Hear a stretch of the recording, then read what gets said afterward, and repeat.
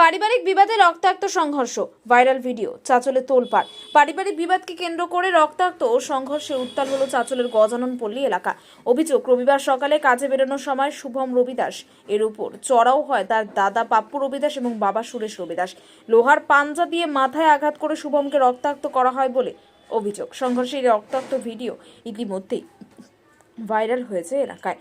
শুভমকে বাঁচাতে এলে তার স্ত্রীকেও শারীরিক নিগ্রহ এবং অশ্লীল ভাষায় গালিগালাজ করা হয় বলে অভিযোগ। এরপর স্থানীয় বাসিন্দারা আহত শুভমকে উদ্ধার করে তড়িঘড়ি চাঁচল সুপার স্পেশালিটি হাসপাতালে ভর্তি করান। হাসপাতালে চিকিৎসাধীন শুভমের মাথায় গভীর ক্ষত রয়েছে বলে জানা গিয়েছে। ঘটনার পর আতঙ্ক ছড়িয়েছে এলাকায়। এদিকে গোটা ঘটনায় লিখিত অভিযোগ ইতিমধ্যে চাঁচল থানায় জমা দিয়েছেন শুভমের স্ত্রী। অভিযোগের ভিত্তিতে পুলিশ ঘটনার তদন্ত শুরু করেছে। কেন এমন পারিবারিক বিবাদ চরমে উঠল তা খতিয়ে দেখছেন তদন্তকারীরা। এলাকাবাসীর দাবি, দীর্ঘদিন ধরেই পারিবারিক অশান্তি লেগেই ছিল। রবিবারের ঘটনায় তিনি নতুন করে চাঞ্চল্য ছড়িয়েছে গোটা এলাকায়। সকালবেলা এবার ওকে ডেকে নিয়ে বলছে যে কেন করছিস, তোরা কেন কেস করেছিস থানায়? তো আমি তো ওইভাবে কেস আমি ডায়েরি করেছি, আমি তো কেস করিনি। এত অশান্তি যখন আসছে আমি একটা ছোটো ডায়েরি করে এসেছি। তো ওদেরকে তো আমি তো বলিনি যে আমার শ্বশুর শাশুড়িকে আজকে ধরে নিয়ে চলে যাবে।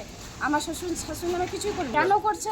আমাদেরকে দেখতেই পারে না, ছোটো ছেলেকে দেখতেই পারে না। ছোটো থেকেই আমার হাজব্যান্ড বাইরেই মানুষ, ছোটো থেকেই মারধর করে, তাকে দেখতেই পারে না কোনো দিনও। এখন আমি আমার বাচ্চাটাকে ভালো শিক্ষা দীক্ষায় মানুষ করাতে চাই। ও দিন এনে দিন খাটে, ও ভালো করে বাচ্চাটাকে মানুষ করার চেষ্টা করছে, সেটা তো কোনো দিনও গর্ব করে না ওরা।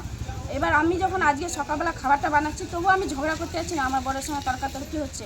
এবার যে ওকে যে মাথাটা ফাটাইছে পাঁচ দিয়ে মেরে, হাতে পাঁচ দিয়ে মেরে মাথা ফাটিয়েছে।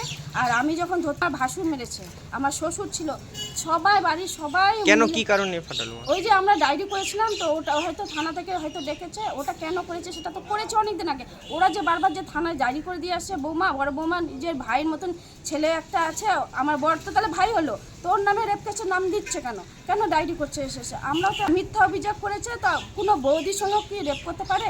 কখনো করতে পারে না। তো এটা যখন করতে আসছে বারবার, তা আমাদের সঙ্গে অশান্তি হয় বারবার। আমাদেরকে থাকতে দেবে না, বাড়িতে থাকতে দেবে না। তো যাবো তো আমি কোথায় যাবো? আমার বাবা মাও নয় না, থানায় ডায়েরি করেছি, এখন থানায়। ওইখান থেকে তখন আমাকে ওইখান থেকে থানার লোক রেহাই দেয়, আমাকে ওইখান থেকে ছেড়ে দেবো। আমাদের উপরে অত্যাচার করছে। যে আমার বাবা মা বলছে যে তুমি পালিয়ে বিয়ে করেছো, মানে প্রেম করে আমি বিয়ে করেছি, তো পালিয়ে বিয়ে করেছো, তোমাকে তোমার শ্বশুর বাড়ি থেকে কিছু দেয়নি, তুমি এখানে। কতদিন ধরে এই অশান্তিটা প্রায় 10 বছর ধরে চলে, 9-10 বছর ধরে চলছে। থানায় আমরা ডায়েরি করেছিলাম। হলো যে বাড়ির লোক জানতো না যে আমি ডায়েরি করে এসেছিলাম। তো আমার বাড়ির লোক যখন জানতে পায় যে আমি ডায়েরি করেছি, তখন আমার বাড়ির লোক আমাকে সকালবেলা বলছে যে তুমি কেন ডায়েরি করে এসছো? আমি বললাম আমি ডায়েরি করেছি নিজের আত্মরক্ষা করার জন্য, আমি ডায়েরি করেছি। এর আগে আমাকে রেপ কেসে ফাঁসিয়েছিল, তাই জন্য আমি ডায়েরিটা করেছি। তখন আমাকে মিথ্যা অভিযোগে আমার বাড়ির লোক আমার দাদার বউ ফাঁসা দিচ্ছে। আজকে ঘটনাটা হয়েছিল এই কেসটাই নিয়ে, মানে ডায়েরি করা নিয়েই। আমাকে যখন বলি আমি তো কোনো দোষ হয়নি, আমি কিছু তো করিনি, আমার কি অন্যায় হয়েছে, আমি বাড়ি থেকে বেরিয়ে যাবো। আমাকে বাড়ি থেকে বের করার জন্য করে বাবা মারা আমাকে মারলো। আমার দাদার বউ, আমার দাদা আমাকে মেরেছে, পাঁচ দিয়ে মেরে মাথা ফাটিয়ে দিয়েছে এবং আঙুলটা কামড়ে নিয়েছে আমাকে মুখ দিয়ে। এবং আমার বাবা আর মা যে বাড়িটা আছে ওটা হলো আমার কাকুর জায়গা আছে এবং কাকুর ঘর আছে। আমার বাবা মা আমাকে ঘর থেকে বের করলো। আমার স্ত্রীকে অনেক মারধর করেছে এবং তো ঘুষি, চোট, থাপ্পড় মারে আমার বাবা গায়ে হাত দিয়েছে, আর আমার স্ত্রীর গায়ে।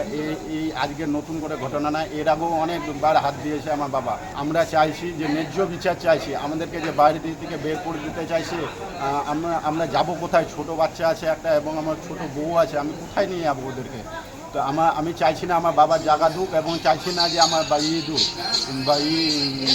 বাড়ি দুক। আমার কাকুর যে জায়গাটা আছে, কাকু মারা গেছে, কাকু আমাদেরকে জায়গা দিয়ে গেছিলো, বলেছিল যে আমি মরে যাওয়ার পর এই বাড়িতে বসবাস তোমরা করবা, তোমরা যে 2 ভাই আছো তোমরা থাকবা। সেখানে আমার বাবা দখল করে বসে নিয়ে আছে, আমাদেরকে দেয় না।